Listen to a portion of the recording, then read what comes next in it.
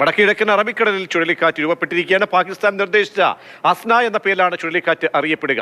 Rahul G Nath ചേരുന്ന വിവരങ്ങളുമായി. രാഹുൽ, ഈ അസ്ന ചുഴലിക്കാറ്റിന്റെ സ്വഭാവം, അതിന്റെ ശേഷി സംബന്ധിച്ചൊക്കെ എന്താണ് മുന്നറിയിപ്പായി നൽകുന്നത് വിവരങ്ങൾ?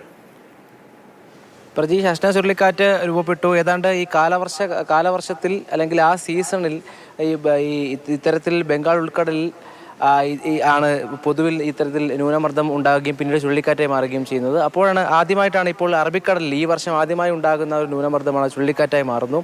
നിലവിൽ കേരളത്തെ സംബന്ധിച്ച് ആശങ്കയ്ക്ക് വകയില്ല.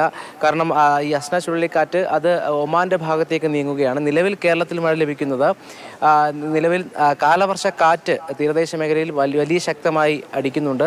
അതുകൂടാതെ ബംഗാൾ ഉൾക്കടലിൽ രൂപപ്പെട്ട ന്യൂനമർദ്ദവും കേരളത്തിലെ മഴയ്ക്ക് ഇപ്പോൾ നമുക്കറിയാം, കേരളത്തിൽ പ്രത്യേകിച്ച് തിരുവനന്തപുരത്ത് ഇടവിട്ട് ശക്തമായി മഴ പെയ്യുകയാണ്. അപ്പോൾ ആ മഴയ്ക്ക് കാരണം അതാണ്. അസ്ന ചുഴലിക്കാറ്റിനെ സംബന്ധിച്ച് നിലവിൽ ഇപ്പോൾ സഞ്ചാരപഥം ഒമാനിലേക്ക് മാറിയിരിക്കുകയാണ്. അത്തരത്തിൽ ഒമാനിൽ വരുന്ന ആഴ്ചകളിൽ വലിയ ശക്തമായ മഴയ്ക്ക് സാധ്യതയുണ്ടെന്ന് തന്നെയാണ് കാലാവസ്ഥാ നിരീക്ഷണ കേന്ദ്രം പറയുന്നത്. പ്രതീക്ഷ.